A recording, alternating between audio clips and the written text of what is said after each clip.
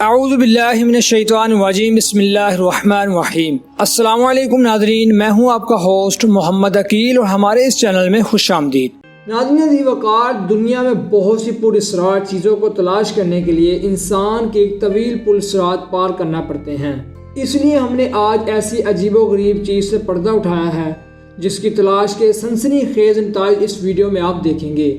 گیدڑ سنگی کسے کہتے ہیں اور یہ کیسے بنتی ہے اور اس کی آخر کار حقیقت کیا ہے؟ یہ وہ سوالات ہیں جو ہم سے بار بار پوچھے جاتے ہیں، اور جب ہم نے اس کو تلاش کرنے کی کوشش کی تو کسی نے اس کو سانپ کے سر کا منکا بتایا، تو کسی نے پہاڑوں پر موجود پتھر کی داستان سنائی، اور لوگوں نے اس کو بالوں والے پتھر سے مشابہ کیا۔ آخر کار تلاش بسیار کے بعد آپ کے چینل کامیاب دنیا کی ٹیم نے اس حقیقت تک رسائی حاصل کی ہے۔ تو دوستو، آپ سے گزارش ہے کہ اس ویڈیو کو آخر تک ضرور دیکھیے گا۔ چلیے چلتے ہیں آج کے اس موضوع کی جانب۔ موضوع ناظرین، گیدڑ سنگی یا جیکال ہارن ایک ایسا محسوس لفظ ہے جسے برصغیر میں ہر کوئی دوسرا شخص حاصل کرنا چاہتا ہے،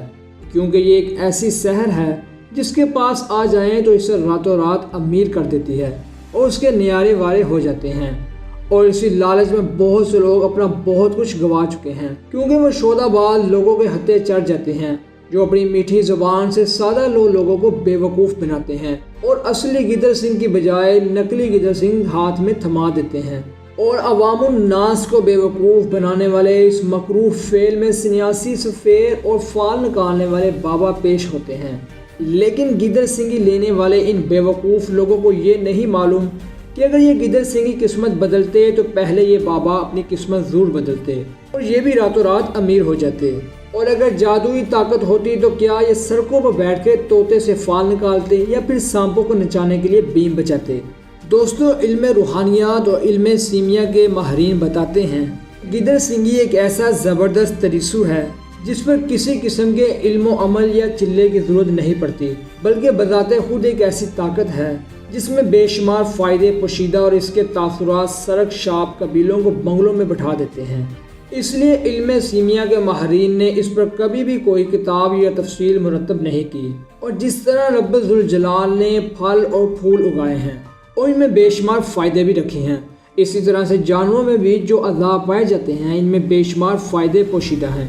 کیونکہ بہت سے جانوروں کے منحوس اور پاکیزہ ہونے کے بہت سے قصے موجود ہیں۔ ناظرین، گیدڑ سنگی ایک سینگ ہوتا ہے جو ہزاروں میں سے کسی ایک کے سر پر پھوڑے کی طرح سے نکلتا ہے، جو وقت کے ساتھ ساتھ بڑھتا چلا جاتا ہے، اور ماہرین بڑی احتیاط سے گیدڑ کے سر سے اس کو نکال کر ہڑپ کر لیتے ہیں، جسے ایک خاص قسم کی صندوق میں رکھا جاتا ہے جس میں گیدڑ سنگی مسلسل بڑھتی چلی جاتی ہے۔ گیدڑ سنگی کو اکثر ہندوستان سے جوڑا جاتا ہے، حالانکہ مستند حوالہ جات کے مطابق اس کا تذکرہ قدیم مصر سے بھی ملتا ہے، کیونکہ ان کے نزدیک گیدڑ ایک متبرک جانور سمجھا جاتا ہے، اور اس کی وجہ سے ان کو وہ دیوتا سمجھتے ہیں، اور جس کی وجہ سے اس کو ایک متبرک جانور سمجھا جاتا تھا۔ اس کی وجہ ان کے وہ دیوتا جس کا نام انوبس تھا، اور اس کا سر گدڑ اور جبکہ دھر انسان کا تھا، اور قدیم مصری گدڑ کے سر پر اپنے دیوتا کا تاج سمجھتے تھے، جس کو وہ تبرک کے طور پر مٹی کے خاص برتنوں میں پیش کر کے رکھا کرتے تھے۔